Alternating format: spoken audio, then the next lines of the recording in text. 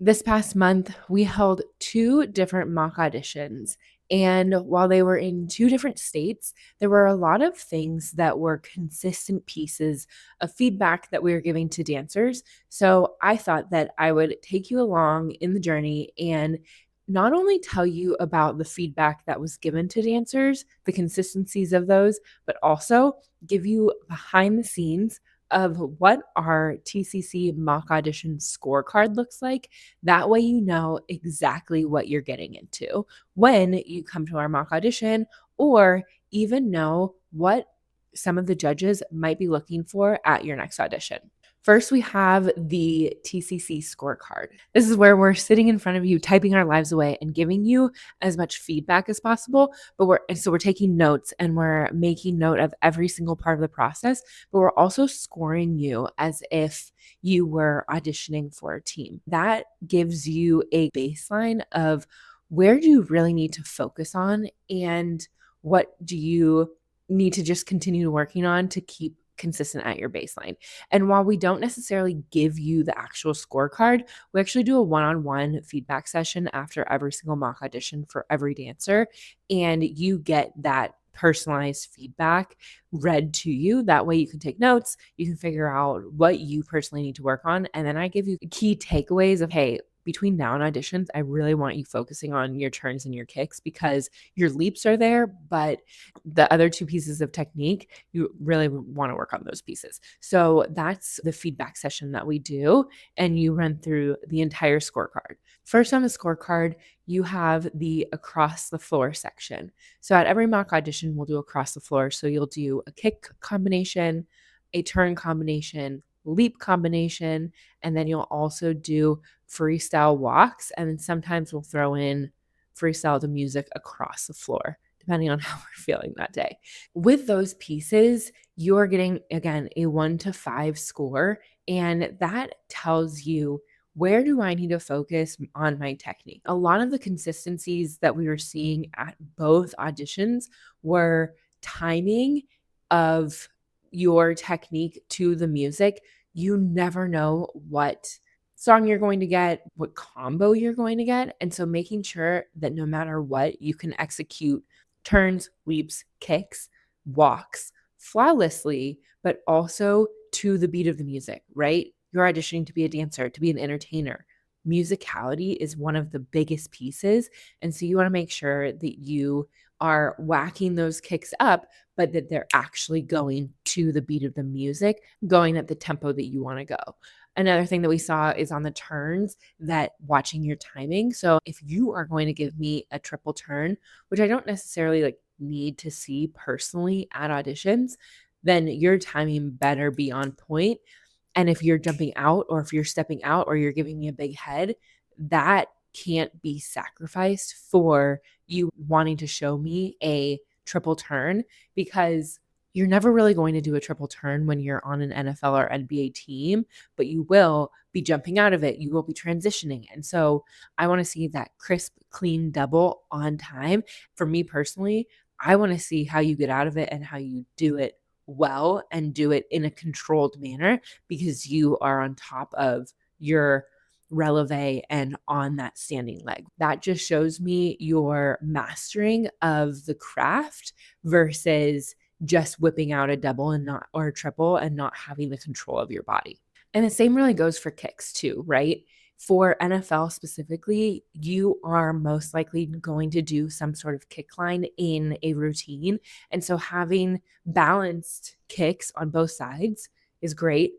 Being able to whack it up there and work on your flexibility, that's also necessary too. But it's also, again, the timing of the beat of the music and being able to execute those pieces as flawlessly as possible. The thing that I saw most consistently with leaps is that either dancers were bending that back leg or they were trying to go out versus leaping up, right? Using that prep to really leap all the way up and use that power versus just trying to get across the floor as quickly as possible. And then lastly, our walks or our freestyle. The walks really are like your Beyonce walk, right? Your Sasha Fierce. Who are you and can you command presence and the judge's attention. It's just a walk, but there's so many times in a routine that you will transition from one formation to another, and that is your transition movement is a beautiful walk, sexy walk, sassy walk, right? Whatever you can bring to the table, show that and don't be afraid of showing that to the judges. Next on the mock audition scorecard is your pro look, and that includes your glam, your outfit, and then your pro fitness. So for the glam, making sure that you are one, matching how you look from a glam perspective in the way that your headshot is, but also having stage makeup on. You want a bright lip, you want to have blush and bronzer and foundation. You want to have everything like to the nines, because this is the way for you to figure out, like, is my makeup going to wear out after an hour of dancing? How can I make it stay? How's your hair? Are you wearing it straight? Are you wearing it curly? When you wear it curly, does it fall out? What do you need to use? Is it hairspray? Is it texture spray? What are those things that are going to help you get this rep in to be able to show up to actual auditions more confidently, and also be able to get the feedback on, hey, your hair actually doesn't look like it's holding a curl. Maybe you want to wear it straight and just tease it and bump it and have a little bit more curl at the end and have it be more straight. Those are all the pieces of feedback we can give you when you show up prepared, ready to get these minor tweaks versus us just saying, hey, you got to have a full face of glam on. Next up, you have your outfit. So you're wanting to wear a audition outfit and make it as close to the real thing as possible, if not the real thing that you would wear to auditions. That way we can give you feedback on, like, hey, actually that color doesn't work for you. Maybe we need to tweak it. Or can you swap with a friend? Something like that. So you can get personalized feedback on your outfit as well. And then lastly is pro fitness. Pro fitness, I think, is often overlooked, and it can be a big part of the audition process, in the fact that you need to be able to perform like an athlete. You are dancing in most likely a two piece. And so having that pro dance fitness aesthetic, but also just that stamina is going to be super important. So being able to do a minute and 10 routine full out to 150% over and over and over again, that requires stamina. That requires pro dance fitness. And so working on that piece and doing stamina training, but also from an aesthetic side of feeling your best and feeling most confident for your body in a two piece, so you can go into the auditions and not worry about a thing. Lastly, this kind of doesn't fit in your pro look, but it's your intro. And so making sure that you are speaking loud enough for the judges to hear you, having confidence in your intro of who you are and what you bring to the table, and then also not being afraid to make eye contact with the judges. Intro is always a part of our mock auditions. That way you can get comfortable with speaking to the judges and showing them what you have to offer. Lastly, on our TCC mock audition scorecard, you have the actual routine that you learned that you are performing in a group of two in front of a panel of judges. And so the first part that we judge you on is the style. How are you grasping the style, and what do you need to work on? We'll take notes. We'll also give you a score. Then next, you have the routine knowledge. Is routine knowledge something that you struggle with? That is part of the judging process for us. That way, you know, okay, if I'm put in this situation where I don't have the luxury of learning a routine and then submitting a video, or have to learn it on the spot and perform it, how do I do with routine knowledge and it staying in my brain? And so that is a big piece. That way you just know where you need to work on things. Next up, you have performance. Reminder, at the end of the day, you are auditioning to be on a professional entertainment team. While it's in the NBA or NFL, you are one of the most important pieces of the in-game entertainment. And to succeed and become a pro dancer, you have to be able to perform. And every team is different of what they want. Some want you sexy, sassy, some want you smiles, and that's it. And so figuring out what each team wants and then also figuring out how you perform, that includes your entire face and your body of the performance factor. And so figuring out those pieces to be able to excel in performance is going to take you, I think, a lot further than maybe some of the more technical dancers because, again, at the end of the day, you are auditioning to be on an entertainment team. And so performance can be one of the most important pieces. And then lastly, on our scorecard, we have energy and power. Were you able to sustain the energy and power of the performance throughout the entire routine?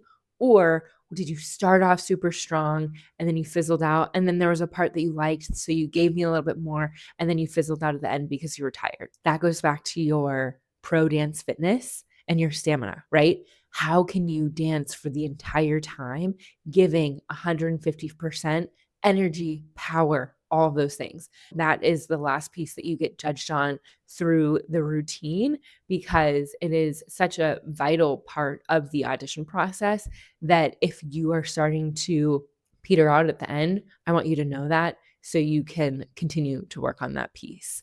We also add in kind of general feedback of consistencies that we are seeing that maybe we didn't take note of in the routine portion of the feedback. And then also you do freestyle. So 6-8 counts to random music. You come in front of the judges one at a time and you give us freestyle. So we give you feedback on all of that as well. Now, I wanted to read to you some of the pieces of feedback that individual dancers were given so you can get a behind the curtain peek of some of the things that dancers were told after the mock auditions in their one-on-one feedback session. Have more performance and confidence, have more power, bigger movements, work on choreo retention, make sure you pull your shoulders back. Something as small as wear a different color tights. It might not seem like a big deal, but if you're wearing the wrong shade of tights for you, the judge's eyes will go to your tights and they won't look at your actual performance. Hey, you had a good performance, but make sure that you are doing more levels. Point your foot on the turns. Some of those basic things that we just need to be reminded of that we need to be able to execute. Work on flexibility for your kicks. Don't be afraid of making eye contact with the judges and watch the timing on your turns. So those were some of the specific pieces of feedback that were given to dancers in the one-on-one session. Now I wanted to talk a little bit about some of the consistent pieces of feedback that we saw overall. That way you can start working on these pieces and make sure that you are nailing it for audition. First was working on power and sharpness. For NFL, you want to be super big, super powerful, super sharp because you have palms at the end of your hands. And so it can be a huge spotlight on you if you are not used to dancing with them, if you are not used to performing in a group with them, because if you're off, you can completely tell. And having that power and sharpness behind your movements will help because the palms will blend in versus accentuate any mistakes. I think we talk about this a lot and we have a whole program dedicated to this, a monthly program where you work on power and performance for every single routine that you learn. You learn 2 routines, you do power and performance for 2 routines every single month. And the reason why we do this is because it is a piece that a lot of dancers haven't been able to figure out. Like, what does power mean? What does it mean individually for you? And what does it mean for your performance in every single style, right? And that can be different. I know for me, because I'm tall and I was a lyrical dancer, power and energy and performance meant hitting moves a lot harder and a lot sharper than I was used to as a lyrical dancer.